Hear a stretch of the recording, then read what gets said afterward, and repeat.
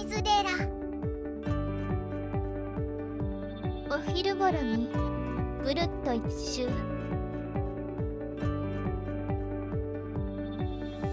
雪氷の旅。清水寺の仁王門から2時間かけてぐるっと歩き回る動画です。概要欄のチャプターリストもご活用ください。アクセス。清水寺は JR 京都駅からバスで30分くらいの場所にあります。また、祇園エリアの八坂神社から徒歩で20分。途中に見どころもあり、食べ歩きもできるので、寄り道するともっと時間はかかるかもしれません。私は八坂神社までバスで来ました。レンタル着物をかもとで浴衣に着替えました。その後、石畳のねねの道を歩いて、金剛寺、八坂庚申堂でくくり猿にお願いをして、通りすがりに八坂の塔を見て、二根坂を歩き、三根坂を歩き、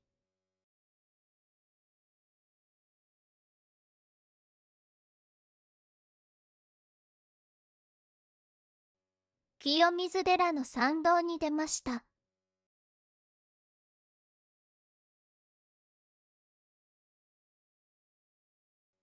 清水寺に到着です。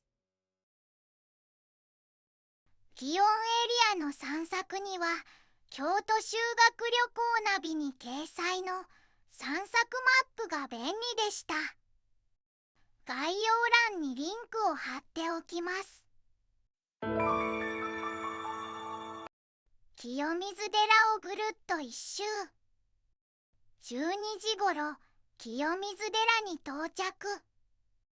全部を見て回れませんでしたが、ぐるっと一周します。仁王門。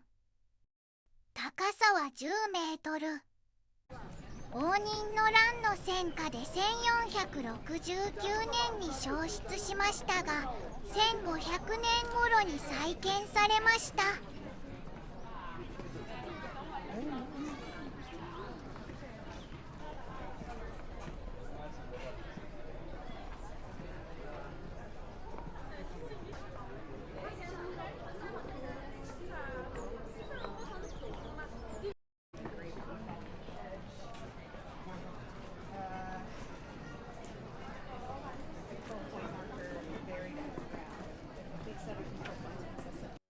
仁王門から参道方面を見たところです。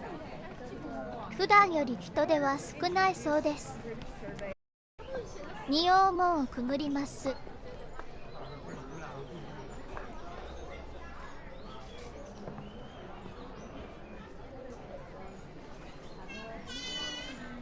門の下から西門と三重の塔が見えてきます。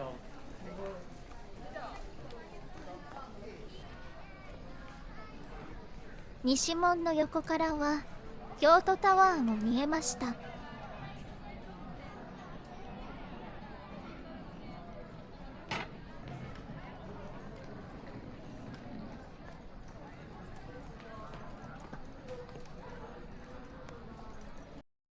祥雲清流。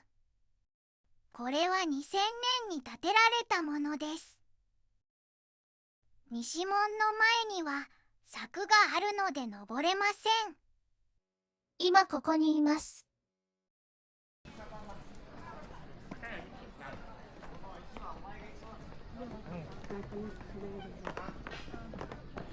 右に西門と三重の塔、奥に追求堂と経堂。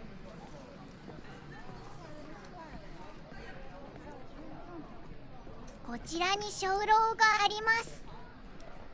800年代に建造され、1607年にこの場所に移築されました。三重の塔の高さは30メートル。創建は847年ですが、現在の塔は1632年に再建されたものです。今ここにいます。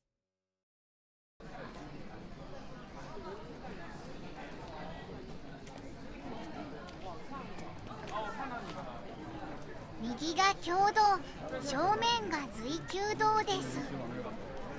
随宮堂は1735年の建立。こちらは水子観音堂。向こう側からなら観音様が見えたようです。随宮堂では体内巡りを体験できます。その列に並びました。随宮堂は衆生の願い、求めに従って叶えてくれる大随宮菩薩を本尊としています。その菩薩様の体内に見立てた真っ暗な地下道を歩くものです。本当に真っ暗で、道案内の数珠の玉を触りながら手探りで進みました。呼んでいただいて OK だったら入ってくださいね。こちらへどうぞ。はい、ここはね、清水寺にお堂たくさんあるんですけれども、その一つ随宮堂と言います。で、ご本尊様はね、この大随菩薩様と言いまして、お母さんの慈悲のあるね菩薩様で、皆さんの求めに従って願いを叶えますっていうね、ありがたい菩薩様なんです。でも秘仏ですのでね、この奥のお弟子の中にいらっしゃるので、直接はお参りいただけません。ですから体内巡りということで、菩薩様の体内に模したね、この地下に潜っていただいてお参りいただきます。はい、ですから真っ暗なんです。あ、そうなんですね。どうぞこちらへ。私もしないよね。こちらの方で真っ暗なんで、左側に手すりがありますので、手すりは離さないように進んでください。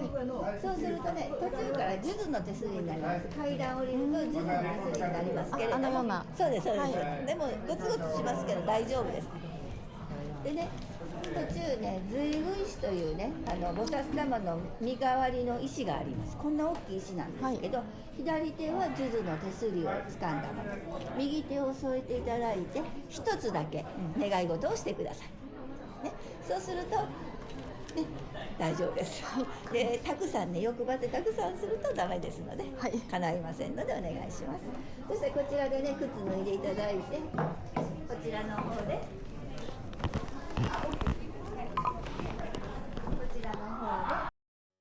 階段を降りると、一切の明かりはなく暗闇です。真っ暗な洞窟の中を進むような感じです。左側に直径10センチメートルくらいの数珠玉が続いているので、それを触りながら前に進みます。しばらく進むと、弱い光に照らされた随具石が見えます。右手で石を撫でながらお願い事をしました。いかん。地上に出ました。右には三重の塔。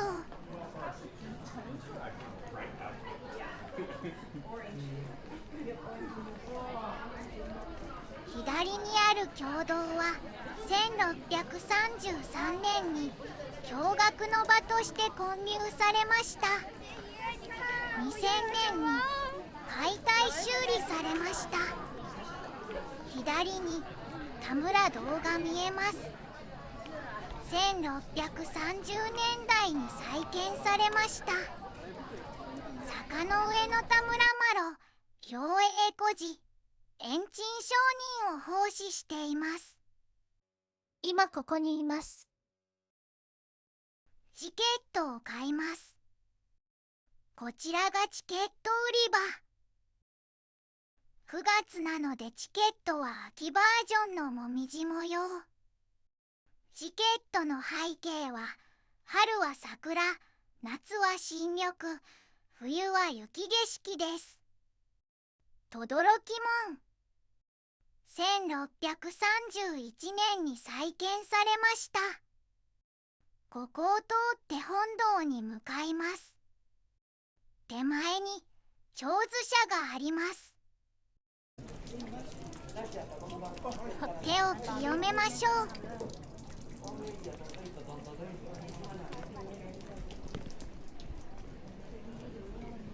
門の手前で係員にチケットを見せます。轟門をくぐって回廊へ。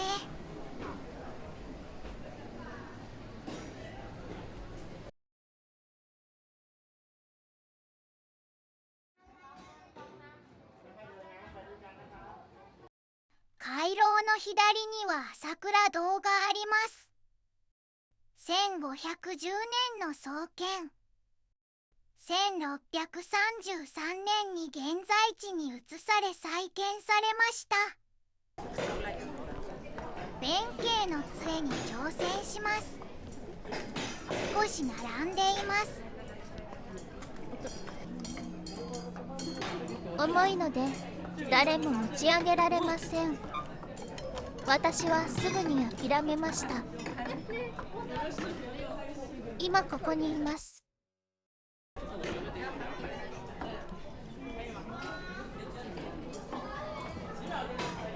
こが本堂です。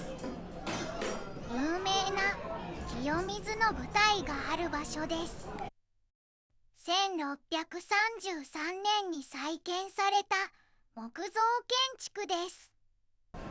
出世大黒天。福徳と財運をもたらす七福神の一人。でも2人いる。授与所売店。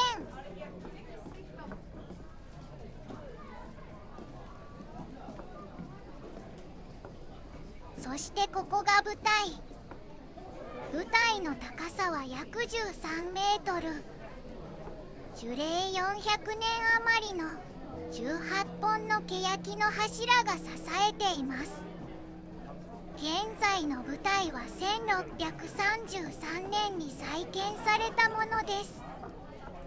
混雑していると思ったけれど、これでも普段よりは人が少ないそうです。舞台からの景色を見てみましょう。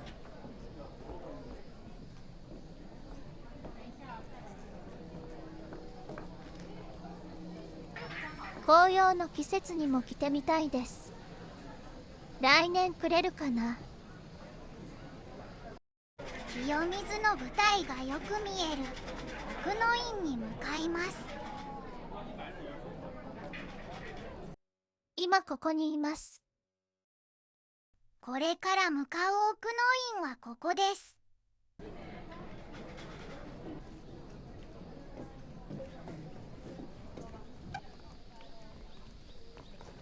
正面には地主神社がありますが、整備工事のため閉門しています。工期は未定だそうです。グレーのシートで囲われているのは農協所だと思います。地蔵村。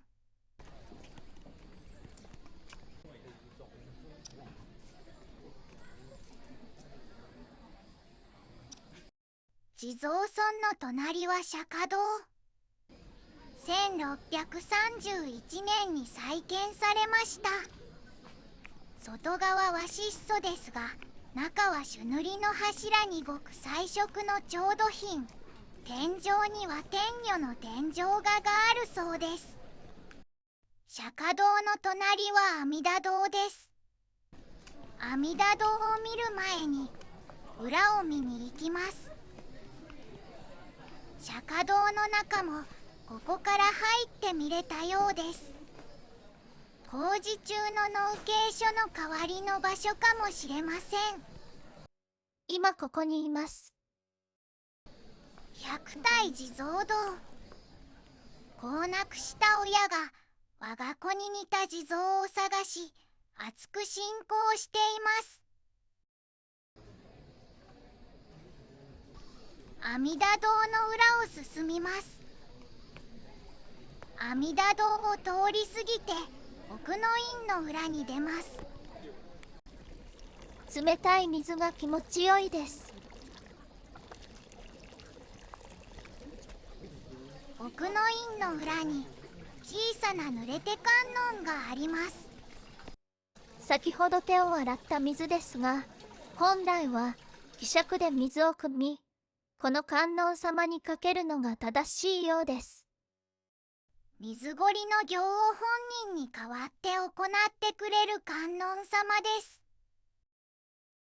表に戻って阿弥陀堂です。阿弥陀如来像。建物は1631年の再建。隣が奥の院です。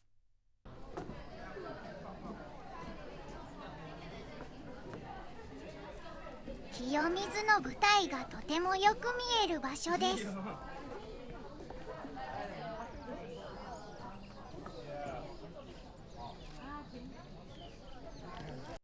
今ここにいます。インスタ360、エースプロ2、出撮ライカビビット。清水の舞台にいる人は普段よりも少ないらしいです。Google Pixel 8で撮影。阿弥陀堂と奥の院は逆に清水の舞台から見えます。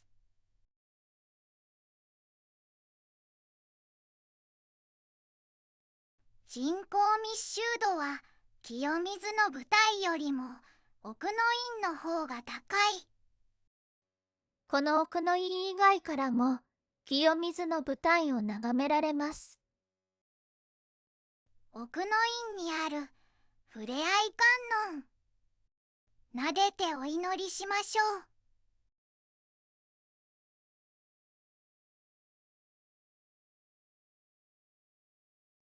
ふれあい観音の近くに守りやしゃがみも祀られています。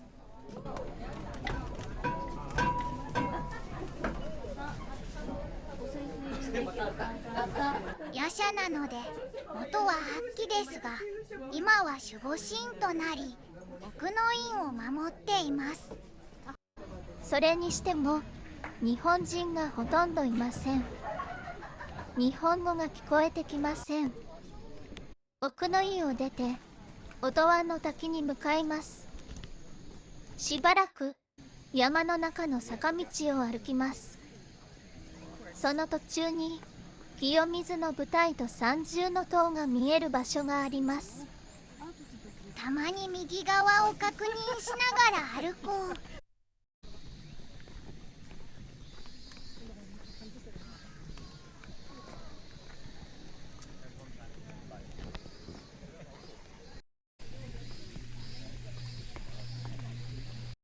滝に行く途中に左にこの看板があります。右には福禄寿石仏。700年代後半の練行中の行栄孤児の姿だと伝えられています。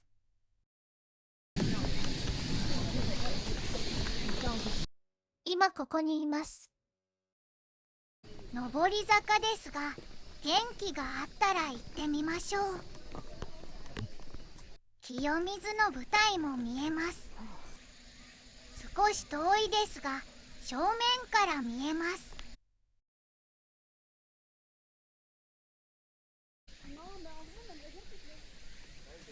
上には子安塔があります。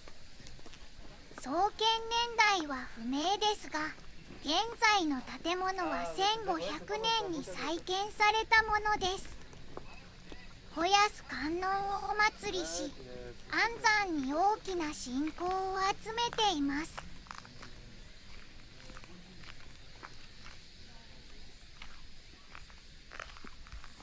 こちらにあるのは大山寺。小安塔を守っています。今ここにいます。小安塔を見て戻ってきました。再び順路を進みます。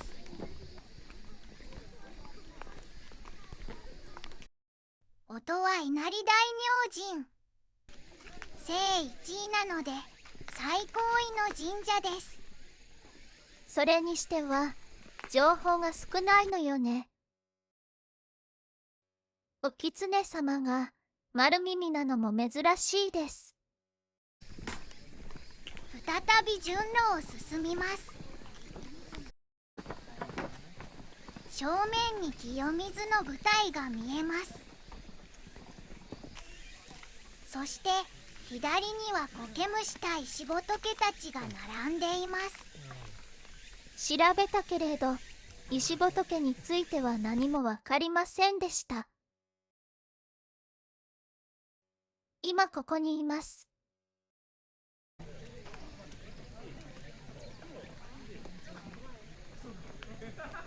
トイレ。下り坂が終わりました。そろそろ音羽の滝です。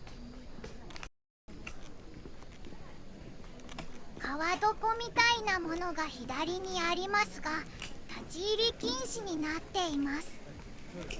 右のうどん屋さんはお休みみたいです。右奥に音羽の滝が見えてきました。清水寺の開創の起源であり、寺名の由来となった滝です。流れ落ちる清水をひしゃくに汲み、六根清浄、諸願成就を祈願します。人気があるので滝の前に行列ができています。自分の順番が来たら右のひしゃくを1個持って滝の下に行きます。このひしゃくは長くて、そしてちょっと重いです。奥が光っているのは謎です。4メートルの高さから落ちてくるので、それなりに衝撃があります。本来はこの水を飲むと願いが叶うのですが、手を洗いながらお願い事をしました。滝がちょっと遠いです。ひしゃくで水を飲む人もいるので、保管場所では殺菌のための青い光だったのかも。なるほど。お願い事が終わったらひしゃくを元に戻します。栗から竜王。三本の滝にはそれぞれ意味があります。正面から見て右端が延命成就、真ん中が恋愛成就、左端が学業成就です。私は延命成就が良かったのですが、混んでいるのでとりあえず空いた真ん中の滝の水を汲みました。再び順路を進みます。清水の舞台の真下です。修学旅行の学生が下を覗き込んでいました。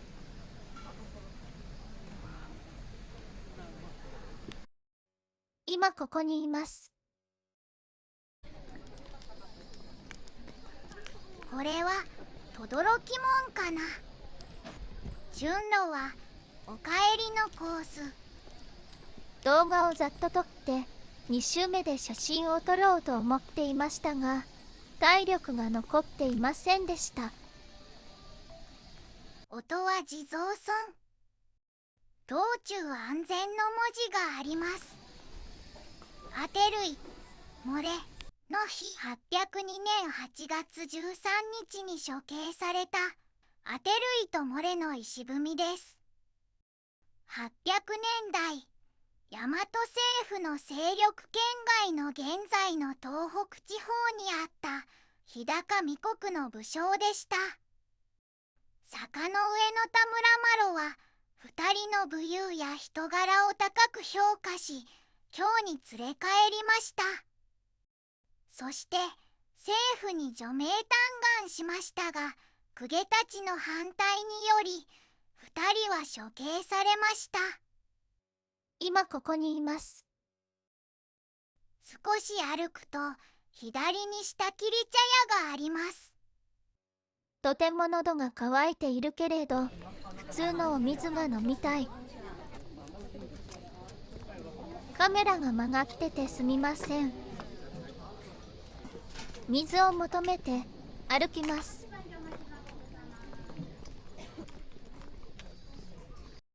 右にあるのは延命坂。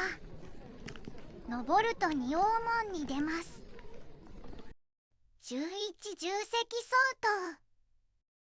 1600年代の江戸時代初期に書道の再建を記念して建てられました。上に見えるのは三重塔。境界線は分かりませんでしたが、この辺りまで来るともう拝観出口の外です。今ここにいます。北条池。仏教において捕獲した魚介を生かし放つ池のことです。清水寺最後の観光スポットです。桜や紅葉の季節、またライトアップの時などはこの池からの眺めが綺麗だそうですよ。私はどっちに行けばいいのかな。水を求めてたどり着いたのは茶屋六花亭でした。水が見える。甘いものはいらないので水をください。水1本しか買いませんでしたが、中で休ませていただけました。生き返りました。メニューは甘味、かき氷、飲み物など他にもいろいろありました。仁王門前の到着からこちらの茶屋到着まで約2時間歩き通しでした。おしまい。最後までご視聴ありがとうございました。また見に来てください。またね。